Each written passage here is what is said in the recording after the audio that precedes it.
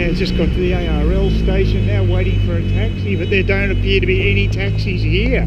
This is just turning into being another nightmare. I'm pretty well had this. I'm going to reappraise my total travel plans in future. I'm going to keep everything simple. This is just too much bullshit.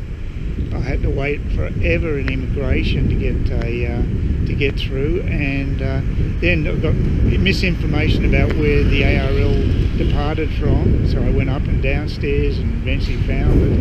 Now I just can't, there's no taxis around here. There's not one taxi in sight, nothing resembling a taxi. I mean, this is ridiculous. This is Bangkok, for God's sake. And this would be the area where there's no taxi, dead zone. I just can't see any taxis anywhere. It's just not worth the hassle. This is not fun.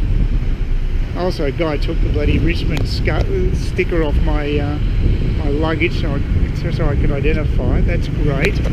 So yeah, it's just been a fantastic night. Oh God.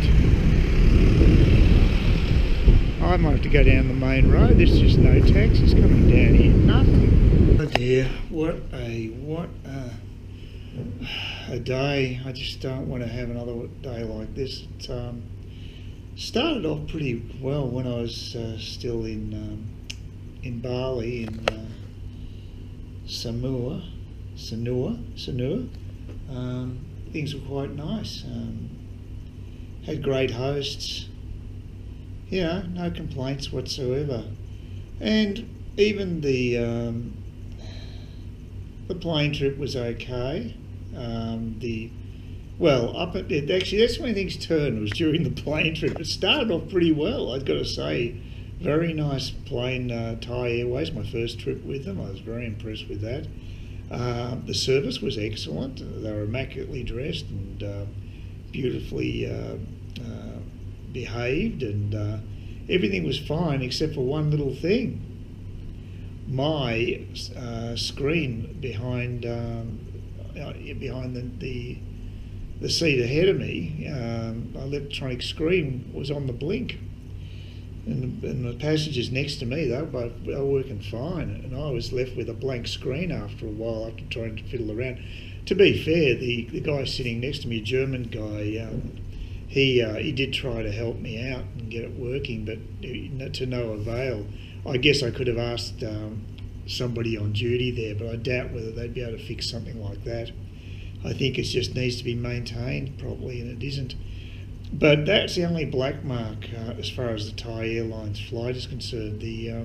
As I say, the service is good. They served very promptly after we took off. We were given some dry rice sort of crackers and I had a beer with it, which went down really well. As a matter of fact, they even gave me Singer, which is fantastic. Maybe that's the brand they use, I don't know, but I like Singer. So I got that first off, and then we had a meal, and that was fine, you know, for airport food. You know, what do you expect? It was fine. Accompanied by another Singer. So that's all fine, and that went well, but it was just that thing with the screen, you know, just, my luck. So that was pretty bad, but the worst was to come when I actually ended up in Bangkok. And the first thing that happened in Bangkok, which also happened in Denpasar, was that they herded us all into a bus to take us to the terminal. Now I know they're dealing with large numbers, and you know it's a place that swarms over a huge area, but and they need to transport people a certain way. But I'm not a big fan of the buses, to be honest with you, and you don't have to do that in every airport you go to. But those two airports that I mentioned, you do, and it's a real no for me. I don't like that. So, mind you, I think even I did encounter that at Saigon, in Ho Chi Minh City Airport. They also had buses going out when I flew down to Pho Quoc. That was to a light plane which was in a hangar or an apron that was a fair way from the terminal. So that was the only way they could get the passengers out that far. So that was fair enough. But most of the flights into Saigon aren't done that way. You just basically go through air bridge or stairs and that's it, which I like. I think it's easier and simpler. Anyway, so that's the first little thing I didn't like. So, but after that, the thing that really pissed me off was the incredible wait to go through immigration, and the unfairness of it too, because there's one long line which then just breaks up into separate lines, and you've got to try to work out which is the best moving line. And with my bad eyesight, I can't really see what's actually going on in the line. And I got behind what seemed to be a reasonably short line, but it wasn't, because it snaked way past the areas I couldn't see initially. And it was slow as I think people were going, getting ahead of me twice as fast as my line. I've always picked the worst line to stand in for immigration. I just got a knack at it. And so that put me in a bad mood.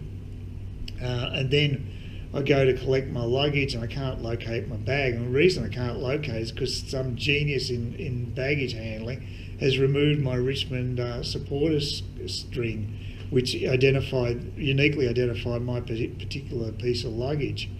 I might add that was actually complimented by the woman who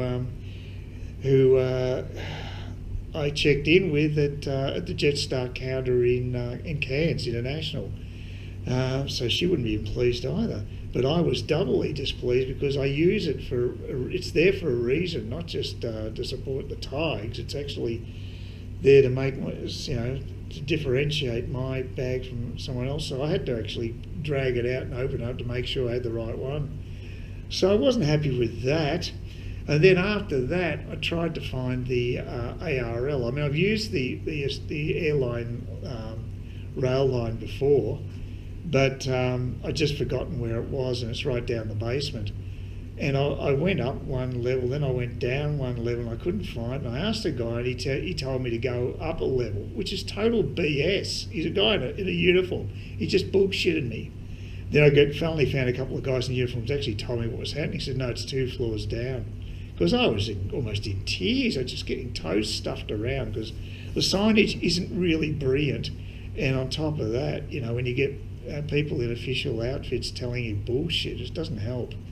So I finally actually got the ticket, and I did get on the train. The train went bloody slowly, but that was the least of my worries. I got to the station I needed to get to, but then I had tried to get a taxi, and that was another roadblock for me. It took over 20 minutes for me to get a taxi. They just don't stop, where you'd logically think they would, which would be a bloody railway station. They're not queued up. They're just... I finally got someone, and I had to direct him to where I'm staying. I had to actually tell him where I was going. I gave him the directions. He had no idea. Well, actually, in retrospect, I did have a piece of paper with those directions written in Thai, and he probably couldn't read English, so that's fair enough.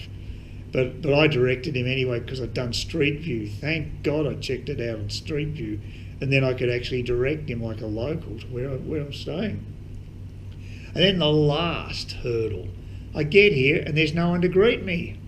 I find the building and I think, well, great, I've finally found the place. There's no one about. And then I'm sort of wandering around, and about 5 minutes later I see there's just someone up on a balcony looking down, and I sort of yell out to them. And I think it must have been the caretaker, and he finally came down and let me in.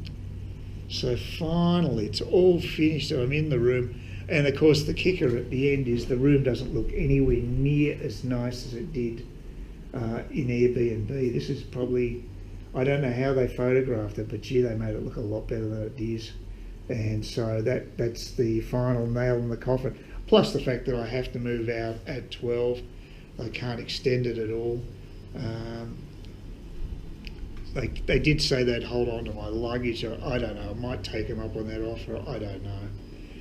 And just wander around the area for an hour or two before I get back. I'm not sure what I'll do tomorrow. I'm just happy to be here right now. I just don't even want to test Providence by going to Cheap Charlie's. I've had such a foul night. I don't want to give an opportunity for anything else to go wrong. So I'll check out Cheap Charlie's when I stay near there, which probably won't be any time in the near future, because I'm pretty well pissed off with Bangkok as an airport, and I want to avoid it in the future. Unless I'm doing a transit run with Bangkok Airport, I can't see myself wanting to actually get off at this particular city. So I'm not thrilled with Denpasar, but I can't do much about that, because that's the gateway to Southeast Asia from Cairns. So all in all, a very stressful day. But the good thing is, it looks as though it's over. I've got the place here, and quite frankly, I'll be happy just to bed down now and get a decent night's sleep and work out a plan for tomorrow. And I'll finally get to Chiang Mai when at least I know things will be a bit more settled. I know the place, I like the place, and it's not a big metropolis like Bangkok. So that's my latest update.